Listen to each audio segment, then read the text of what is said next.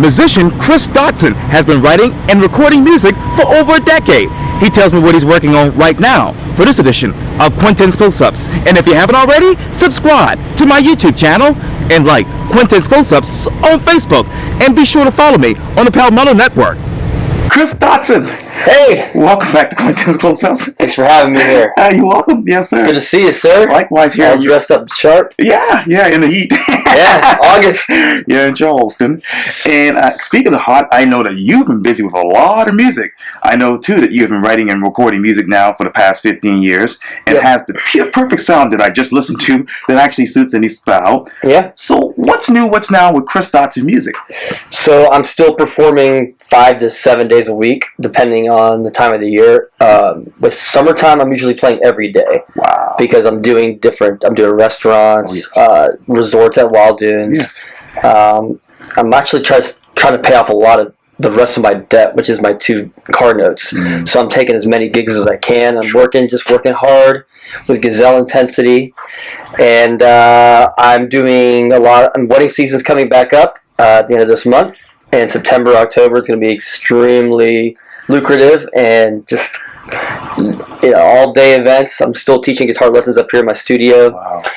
And I'm producing a lot of music, writing every day with people around the world, actually. I'm in a mentorship. I'm being mentored currently to do this full time hopefully in the next 10 years. Wow. So I don't have to gig as much, and so I can spend more time with my family and be more at home with my dogs and travel more and do the things I love and enjoy about life. Wow. So you talk about obviously teaching and mentorship. How's that from your perspective as an artist? Well, I think everybody should have a mentor, some sort of business coach. It's really hard to do this alone. You need people that have been in the game for years. I mean, I on a weekly basis, I talk to my buddy Vince, and we talk about the business just for like 20 minutes a day, or 20 minutes every week. We talk about, the ups and downs and how to overcome the adversities of this career, being self-employed, just that whole mindset that you have to really just have to, just like any business, any small business. I mean, there's going to be ups and downs. There's going to be slow seasons. There's going to be lucrative seasons. But you've got to. I found out the easy way that you have to be mentored. You have to have people that have been in the game long enough to just guide you. Sometimes you got to pay for it, which is fine, But I recommend that everybody get a business coach and be some sort of mentorship. Even if it's singing lessons, guitar lessons, always keep learning. Always learn. You got to be hungry to learn. If you don't want to learn, then it's pretty much the game's over. You're not going to get ahead. You're not going to. I also recommend that we collaborate with as many musicians and peers as we can. Doing this alone it's almost nearly impossible. Wow. Yeah. Let me back it up for a second, Chris. So right now as we sit here and you talk about the music business, what are the ups and downs that you're putting in your mind too and trying to figure out? So the ups and downs, the ups are just, if you advertise and if you actually put time and effort into your business, such as advertising and the money into it, you will get the payoff. So I'm in the SEO, Google search engine optimization. I've got a pretty good website.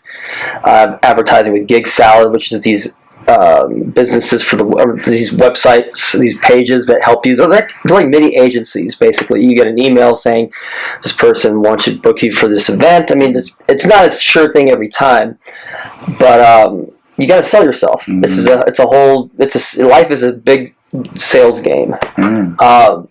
The downs are, hurricane season comes, some sort of like pandemic might happen again. You lose all your gigs, bars shut down, or some sort of restaurant just decides to call it quits one day and you lose your gig. But you know what? That adds fuel to the fire, and you go out and you find more. There's plenty of work in Charleston for a musician. I think everybody can get a good slice of the pie if they go out and hustle. Yes, sir. I certainly would never want to go back to a 9 to 5, so I would go out there and really, really just find whatever I can to put food on the table and pay the bills. Yeah. So the downs, if you don't really worry about the downs too much, they never really happen. So, but the thing is, you get to, in the back of your mind, you got to think about, the worst case scenario, which for somebody like me, I'm always, thinking like that, but I tend to, the worst case scenarios never happen. So they hardly ever happen. So there's more ups and downs in this business for me in the past. Actually, I just celebrated 10 years of self-employment this past Sunday. So I would say that each year is getting better. Each year has progressed better than the last. And I'm so happy, knock on wood, that, it just happened that way. Yes. So I just keep getting better every year. Every year. Every year. So for the past 10 years, Chris, how did you sell yourself before Google and all these other initiatives? Well, I started in 2013 full-time. So I immediately got a website. I surrounded myself with the best people in Charleston that would help me find the most work. And I just kept a good attitude and rapport with everybody. I didn't burn any bridges. I just kept at it. I just kind of put my mind to it.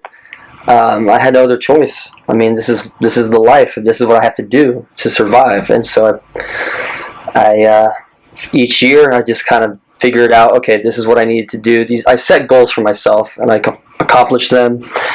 And the next year, I just formulated a plan. And this is what I'm going to do. This is how I'm going to do it. And only until recently, I started getting business coaches and mentorships. So that was the next step. And I wish I would have done that sooner. I wish I would have done that year one. What do you think you missed out on without having those coaches and business partners in the beginning? God, so much. In the beginning, I was just really focusing on just making money, making sure I could survive and do this. And now I'm very comfortable, and I want to get out of my comfort zone. That's why I'm doing these different endeavors. I want to really up my game with my gigs. I really just want to focus on just doing weddings and private events in and out of town. I really like to just not have to worry about. It's not beneath me to play bar gigs or restaurants, and I still love them, but I really love to just focus on doing private events and really traveling. That's because I've done a little bit of traveling with playing events, but I really just want to get out there and see the world, more of the world. Oh, absolutely. So who were you in your comfort zone versus now? Well, in my comfort zone, I was just getting by. Just booking gigs, waking up every morning, having coffee, watching Netflix, wasting time. Not saying that it's wasting time, but now I'm reading more books every day. I'm reading books. I'm reading a book a week. I'm taking these classes. I'm learning more about music production, vocal production.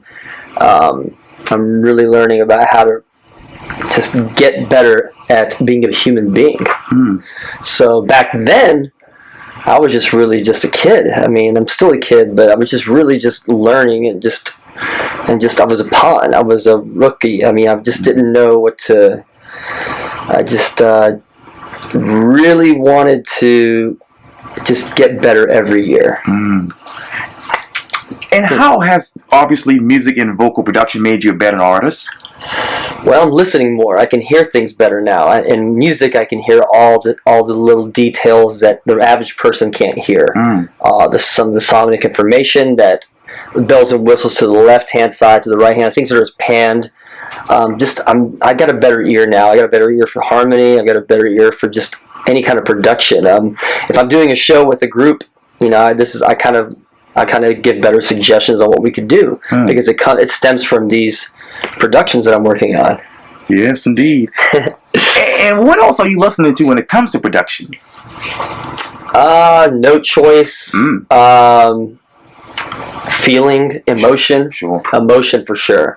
I really, if I work with an artist, if I work with a vocalist, I really want them to just be in total, put themselves in a situation, sing this way. Imagine if you were in this situation. Imagine if you were, outside in the rain singing this, because this is such a depressing song or a sad song. Or imagine yourself and on the streets with a sunny day with a glass of lemonade. This is how sweet this song can be. So I'm trying to just more visuals, more emotion. What's the evidence of that in your current music? Well, I haven't really released any music, honestly, since 2021. So I'm just kind of building a library, catalog of music. That's where I'm headed, just doing songs every day, just working on different projects, multiple projects, with different artists around Charleston and around the world. People in Australia, Vietnam. It's crazy, like the way we're connected with Zoom and the internet. I mean, the internet's what, 25, 30 years old, and it's for once I'm doing something great with it. I think just connecting with people around the world, instead of just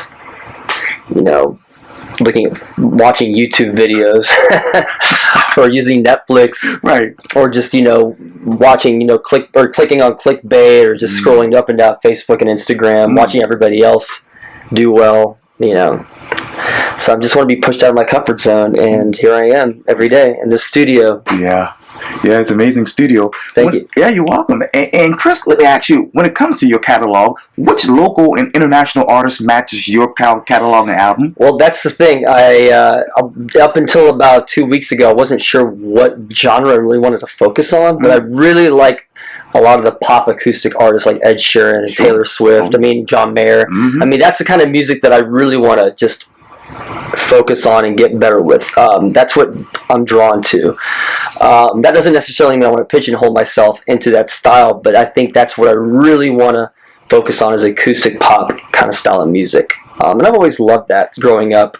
I mean, I'm a big fan of all types of music, but I think production-wise and working with artists, I really want to do more of like an Adele, Ed Sheeran type of pop music. Very it sounds like it's less productive, like the production, but there's a lot going on there. A lot more authentic instrumentation, less synthesizers, but there is some of that stuff in that music. Wow. But that's the kind of music I'm just kind of building my catalog. Now there are other genres that I'm working on, but that's what I really want to focus on. I think mainly Americana, folk, pop music. Wow. And let me ask you this: when it comes to that particular genre, what surprises you the most about it from a musical standpoint? From a musical standpoint, I mean, it's just taking these simple instruments that we've heard, for all our lives, like violins and fiddles, whatever you want to call them, bass guitars, acoustic guitars, and just doing something different with them, tweaking them with different plugins, giving them different sounds, something that the ear's not used to, like some nice ear candy, earworms with these acoustic guitars. Using different vocal effects like delay and reverb, using them in a unique way. Wow. Well, how does that help you in a unique way? How does that help me in a unique way? Well, I don't know. I'm still learning every day. So ask me that in a year, and I'll let you know. I'm still a novice producer. I'm still learning. I mean, it's just a lot of hard work. Yeah, I bet it is. Yeah. And speaking of instruments, I have to ask you the obvious. Which instrument describes you the best? The guitar. Obviously the guitar. That's the only instrument. That's it. That's it. I love the guitar. It's been with me since I'm 41, so I was 13 when I picked it up. What is that? 28 years? Yes, sir. Yeah. Wow. And I hate to be redundant with this particular question, but what is the biggest difference from about the guitar from the time that you were growing up to now? Wow, I mean, you can't master this instrument. There's always something to learn, always something new. I think I'm more just kind of want to be more melodic with it. I want people to. I like pretty guitar now. I don't want to play screaming solos as much, although I still do enjoy that. Yes, sir. I've got a new appreciation for the acoustic guitar. I still love the electric because that's what I started with. Wow. But I'm finding out that playing clean, pretty guitar is that's my absolute favorite thing to do. Wow. Yeah. When you look at your playlist right now, you talk about that genre that you want to really dabble into. What's on your playlist? Well, I've been listening to a lot of Ed Sheeran, a little bit of Taylor Swift because my wife is a huge fan. Always John Mayer. I mean, just like anything that kind of just I'll listen to a playlist of just acoustic covers, people that are just random artists I've never even heard of. I'm just like, wow. That cover was amazing, the way they recorded it. Boyce Avenue, which is a cover band, acoustic cover band. You can find them on YouTube, Spotify. They're great. Leon Bridges, fantastic. These are all acoustic artists, acoustic soul. But yeah. How have you actually understood yourself better as an artist? Do other artists' music? I'm sorry, repeat that question? Yeah, no worries. How have you understood yourself as an artist better do other artists' music? So have I understood myself better as an artist? With other people's music? Yeah, through other people's music, like listening to John Mayer and Taylor Swift. Well, I understand. I realize that this is what they're doing. Songwriting is probably the hardest thing to master. I mean, I think songwriting, in my opinion, would be a lot harder to do well than to be a surgeon. I mean, it takes an X amount of practice. I mean, more than 10,000 hours, I think. Ooh. Yeah, it's just every day. You've got to do it every day. Every day. Every day. You got to produce. You got to work, practice. I mean, it's just to put out a good product. It takes a lot of effort and hard work. Wow. Yeah, because these artists that I look up to, they've written 1,000 horrible songs and maybe like 50, 60 great songs. So a great song is really hard to come by. How does your songs come by as a good song? Well, I have a filtration group. Basically, I'll send the song to 5 or 6 people, and they'll just give me honest feedback.